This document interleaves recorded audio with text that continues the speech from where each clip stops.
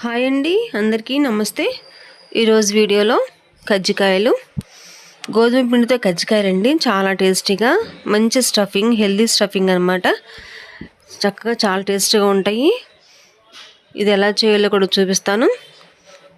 మా ఛానల్ కొత్తగా చూసారైతే సబ్స్క్రైబ్ చేయండి, ఒక లైక్ ఇవ్వండి. దీనికి కావాల్సిన పదార్థాలు, లోపల పెట్టే స్టఫింగ్ ఎలా చేయాలో కూడా ఈ వీడియోలో చూపిస్తాను.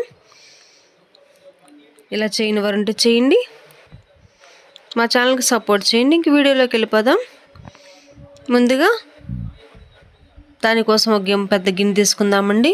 చూడండి, గిన్నెతో 2 కప్పులు గోధుమ పిండి వేస్తున్నాను, మైదా పిండి కాకుండా. ఈ గిన్నెతో వేసుకోవచ్చు, మీరు ఏ గిన్నెనా చేసుకోవచ్చు అండి. గ్లాస్ కానీ గిన్నె కానీ కొలుచుకోండి. దానిలోకి 1/2 స్పూన్ ఉప్పు వేస్తాను. 3 టేబుల్ స్పూన్ల కాచిన నెయ్యి అనమాట. నెయ్యి వేసి చేసుకుంటే చాలా బాగుంటుంది. ఇది గుల్లగా ఉంటాయి, చక్కగా క్రిస్పీగా ఉంటాయి, గట్టిగా నమలక్కరకుండా తినడానికి చాలా బాగుంటాయండి. చక్కగా ఇవి ఒక్కసారి నెయ్యి మొత్తం కలిసేలాగా పిండి మొత్తం కలిపేసుకోవాలి.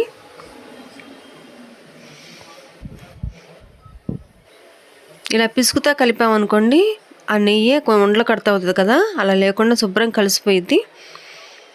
చూడండి, ముందుగా ఇలాగ మొత్తం పిండంతా కనుక్కున్నాక ఇలా చేస్తే కనుక ఇలా ఉండవాలి.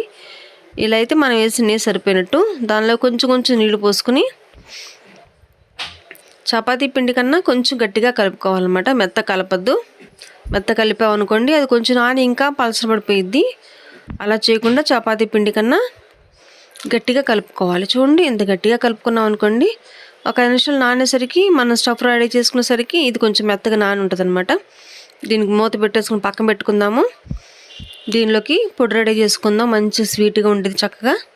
దానికోసం గిన్నెడు చూడండి, పల్లీలు, వేరుశనగ గుళ్ళు శుభ్రంగా వేపేసేసి పొట్టు తీసి పెట్టానండి. ఒక గిన్నె తీసుకున్నాను, మిక్సీ చేసుకుందాము. దానిలో ఒక 5 యాలకులు వేసి చక్కగా పొడి చేసుకుందామండి. ఒక గిన్నెలోకి తీసుకుందాము. అలాగే అదే కప్పుతోని పుట్నాలు కూడా తీసుకున్నాను. చూడండి, నేను బొంబాయి రవ్వ వేయనండి.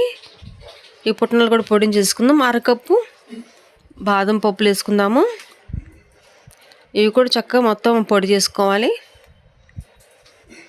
చూడండి, ఎక్కువ మొత్తం చేస్తున్నాను. చూడండి, 1 కప్పు ఎండు కొబ్బరి తురుము, వెనకాల బ్లాక్ తీసేసి కొబ్బరి చక్కగా తురిమేసాము. మిక్సీలో వేయలేదు, మిక్సీ అన్న వేసుకోవచ్చు.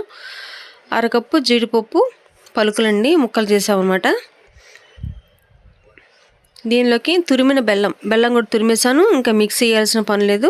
బెల్లం చక్క కూడా దీనిలో వేసేసుకోవచ్చు, కలిపేసుకోవటం. ఇంకా మెత్తగా తురిమేసాను అనమాట. దీనిలో 1.30 వేసాను అనమాట, సరిపోయింది. దీనిలో స్వీట్ చూసుకోవచ్చు. చూడండి ఎంత మెత్తగా ఉందో. ఇంకా దీనిలో గడ్డలు తగలవు, అంత మెత్తగా అయిపోయింది అనమాట. శుభ్రం ఇదంతా కూడా బాగా చేత్తో కలిపేసుకోవాలి. ఇలా చేసుకున్నాం అనుకోండి, ఎక్కువ మోతాదులో ఈ స్టఫ్ అనేది మనం స్టోర్ చేసుకోవచ్చు. 1 నెల పాటు చక్కగా ఫ్రిడ్జ్లో పెట్టేసుకోవచ్చు.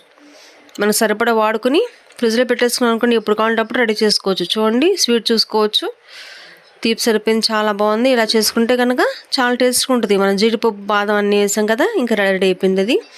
చూడండి, పిండి ఎంత చక్కగా నానిపోయిందో, మెత్తగా నానిపోయింది చూసారా. అందుకే గట్టిగా కలుపుకోవాలి. మరొకసారి దీన్ని బాగా పిసికేసుకుందాము. ఒకసారి మళ్ళీ ఒకసారి గట్టిగా పిసికితే కనుక మనం చేసే పైన చపాతీలు చాలా మంచిగా ఉంటాయి అన్నమాట. మెత్తగా ఉంటాయి, గట్టిగా నవలకుండా చాలా బాగుంటాయి తినడానికి. చిన్నపిల్లలు కూడా తినేలాగా ఉంటుంది అనమాట. దీన్ని చిన్న చిన్న ఉండలు చేసేసుకుందాము.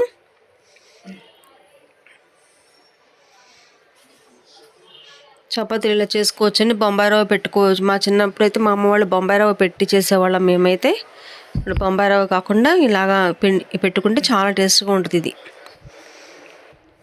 చూడండి, ఒక ముద్ద తీసుకుని కొంచెం పొడి పిండి వేసుకుని దీన్ని చక్కగా ఇలాగా కొంచెం మందంగా చేసుకోవాలి. మరి పలచగా చేయకూడదు, అలానే మరీ మందంగా చేయకూడదు. చూడండి, ఇలా కజ్జికాయ పెట్టుంటే కనుక దీనికి ఆయిల్ రాసుకోవాలి. అంచురమ్మటి లేకపోతే అంటుకుపోయిద్ది. కొంచెం ఆయిల్ రాసుకుని దీనికి ఫుల్గా పొట్ట నిండా వేయకుండా కొంచెం ఖాళీగా వేసుకోవాలన్నమాట. దీనికి వేసుకుని అంచులమ్మట కొంచెం నీళ్ళతో తడిచి పెట్టుకున్నాం అనుకోండి, ఆ పిండి అంటుకుంటుంది, లేకపోతే విడిపోయిద్ది. మన నూనెలో వేసినప్పుడు విడిపోయింది అనుకోండి, ఆయిల్ అంతా ఖరాబ్ అయిపోయిద్ది. కొంచెం తడి పెట్టుకుని అంటుకుంటూ నొక్కితే కనుక శుభ్రంగా అంటుకుపోయిద్ది 2 పక్కల, ఇంకా విడిపోదు. విడిపోకుండా చక్కగా వచ్చిద్ది. ఇలా చేసుకోవాలి కజ్జికాయలు.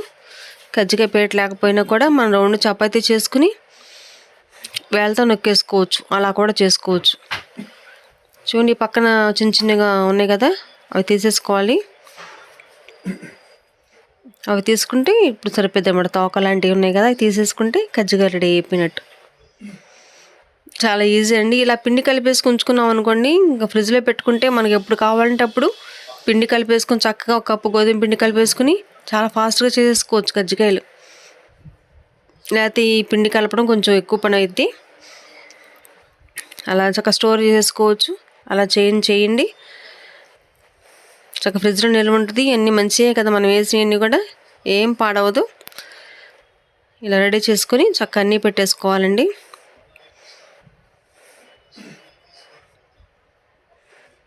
చూసారా, ఇంకెంతే, ఇలా రెడీ అయిపోయినట్టు.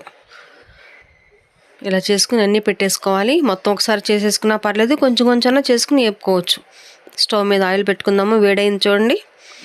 వేడైందంటాకి ఇంకో ఇలాగ వేయంగానే కొంచెం లేసింది అనుకోండి, నూనె కాగినట్టు ఇలా సరిపోయిద్ది. మరీ వేడి పెట్టకూడదు. వేడి పెడితే కనుక కజ్జికాయ నల్లగా అయిపోయిద్ది. పైన మంట మీడియంలో పెట్టుకుని చక్కగా నిదానంగా వేపుకుంటే మంచి రంగు వస్తుంది అనమాట. చక్కగా ఉంటాయి, అప్పుడు బాగుంటాయి చూడడానికి. హైలో పెట్టేసాం అనుకోండి, ఒక్కసారి వేయంగా నల్లగా అయిపోతాయి, మచ్చలుగా అయిపోతాయి, అసలు అప్పుడు బాగోవు. నూనె కాగిన తర్వాత మీడియంలో పెట్టుకుని చక్కగా నిదానంగా వేపుకుంటే మంచి రంగు, గోల్డ్ రంగు వస్తుంది చూడ, బంగారు రంగులాగా అలా రావాలి. అలా వస్తే చాలా బాగుంటాయండి. చూడండి ఎంత బాగున్నాయో. ఇలా ఈ రంగు వస్తే చక్కగా ఉంటాయి అనమాట, బాగా ఏగుంటాయి. తీసేసుకోవచ్చు.